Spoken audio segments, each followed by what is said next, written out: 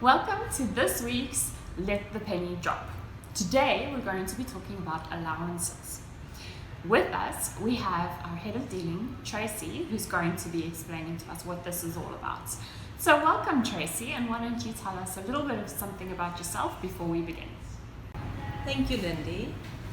I live in a beautiful town called Plettenberg Bay in the Western Cape, and it's such a beautiful sunny day outside.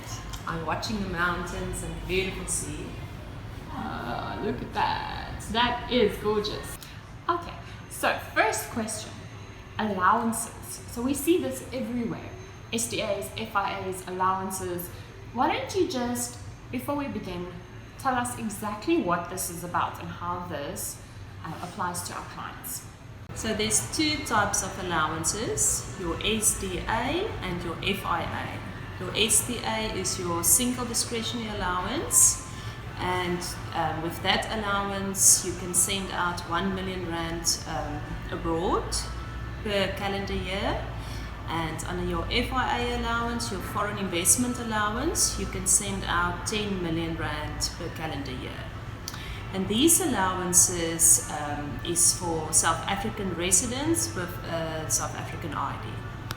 Okay, so we have two different allowances. Maybe you can explain to us why there are two different allowances. What are the differences and how we use them? Okay, the SDA, the single discretionary allowance, you can use for, it's also called a travel allowance. So you can use it for travel, for investment abroad, donations, gifts and maintenance, even for studies, to pay for tuition fees abroad. And your FIA allowance is only for investment, and you have to apply to SARS for a FIA PIN for that allowance. Okay, awesome. So that clears it up a little bit more. Now, just to go back to what you were saying about these allowances being applicable to South Africans, individuals who have an ID book. What about children who are under the age of 18? The children under the age of 18 can send out 200,000 rand per calendar year under the SDA allowance as a travel allowance or as tuition fees for studies.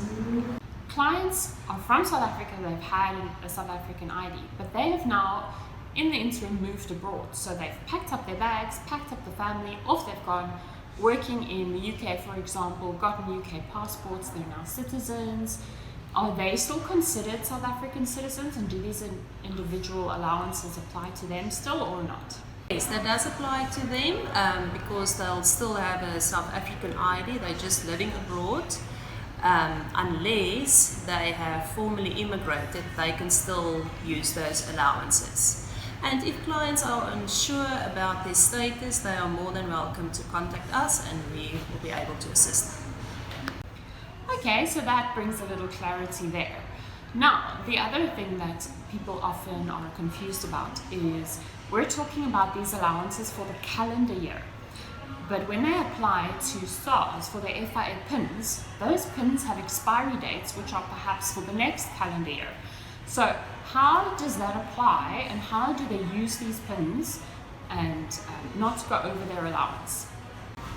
When SARS issues a PIN to a client, that PIN is normally valid for 1 year, but you have to keep in mind that your annual allowance, which is a calendar year from the 1st of January to the 31st of December, so you are only allowed in that calendar year to send out 10 million under your FIA allowance. So if a PIN goes over that period, you must just make sure that you're not over the annual allowance of 10 million, and then you can still use the PIN in the next year for your next year's allowance.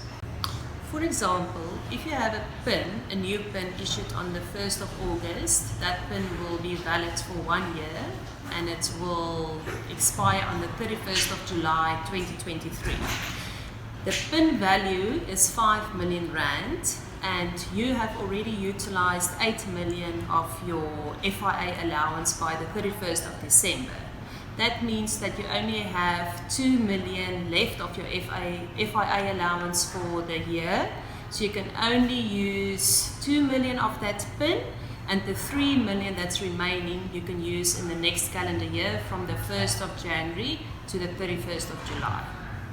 Okay, so we have the different dates and the different times as you explained. But now maybe you can just explain to us exactly how that monitoring works. Like who monitors it, who's responsible for it, what are the processes that a client needs to understand and follow in these sorts of cases? SARS issues the PIN to the client. The client, the individual, is responsible to keep track of their own allowances per calendar year, and they must make sure that they don't go over the allowances. SAR monitors each client's allowance for the year. We've got SARS monitoring the PINs, and that on that side the client has to monitor their allowances, and SARB is monitoring the money going out of the country. But what happens if accidentally a client goes over their allowance? What are the consequences and what do they do in that case? If the individual goes over their allowance, they can be fined and they can be stopped from further trading. We've had instances where we had to assist clients, and you are welcome to contact us for more information. Okay, well thank you so much for joining us today and explaining this, Tracey.